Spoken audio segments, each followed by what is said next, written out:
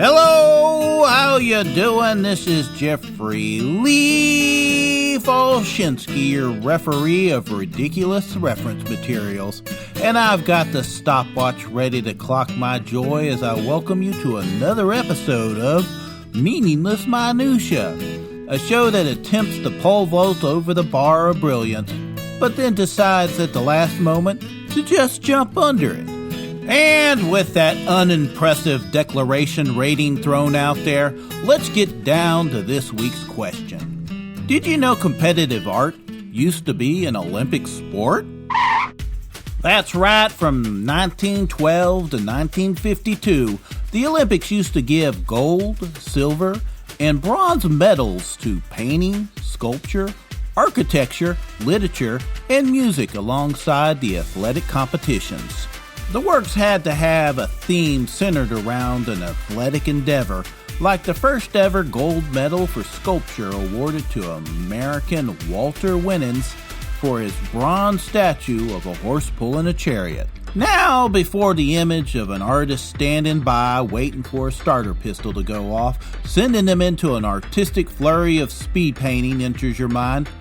Wait a minute, what's that? Too late? It's already happened? Oops. Sorry about that. Anyway, artists would submit their art to the Olympic Committee and, if accepted, would be on display to be judged, and at the end of the games, an award would be given for each category. Now, how art is part of the Olympic Games at all is a head-scratcher, but it ends up that it was always part of Baron Coubertin, the founder of the modern Olympic Games' original vision. Mr. Coubertin, who was trying to draw inspiration from the stories of the ancient Olympics, felt that in order for someone to be a true Olympian, they had to not only be athletic, but also be skilled in some aspect of the arts. Of course, making this declaration is one thing. Getting people to go along with it was something entirely different, as he found out when he tried and failed to persuade the host countries to include the arts in the competitions. He persisted with the idea, though, and in 1912, for the Stockholm Games, art became officially part of the Olympics. Now, why don't we see artists being awarded medals these days? Well, after World War II, a movement of absolute amateurism took over the Games, trying to make the competition free of monetary influence. Artists who relied on selling their works to make a living didn't fit in with this new movement. It also didn't help that the art portion of the Olympics was never fully embraced by the art community to begin with. Most artists found the restriction of keeping their creations in the realm of an athletic theme undesirable and declined to participate.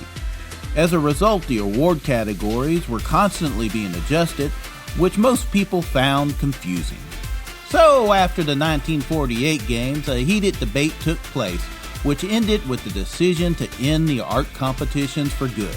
It was replaced with a non-competitive exhibit that occurred during the Games, which became known as the Culture Olympiad. And like that, the art competition was relegated to history and mostly forgotten about. So much so that only one English language book has ever been written about the subject. Richard Stanton, author of The Forgotten Olympic Art Competition, only found out about the subject by accident when he saw a side note about the competitions in a history book. Fascinated, he began to do research, which led him to the basement of the International Olympic Committee archive in Switzerland, where he had to comb through boxes of files that hadn't seen the light of day for several decades. His book and the 100th anniversary of the first competitive art events in the Olympics has even fanatics of the Olympics shocked that arts, along with athletics, were always part of the modern games nearly from the start. But then again, when you consider the athletes of the ancient games that the modern Olympics were based on used to compete in the nude, then you have to concede there's a lot about this event we just weren't aware of. Okay, it looks like the starter pistol is just about out of ammo, so I best just stop there. But before I extinguish that Olympic torch, let me leave you with this sprint of silliness. Figure skating used to be part of the Summer Games. So yeah, obviously there was a learning curve with the Olympic format. And with that, I'm Jeffrey Lee Folschinsky saying adios, amigos.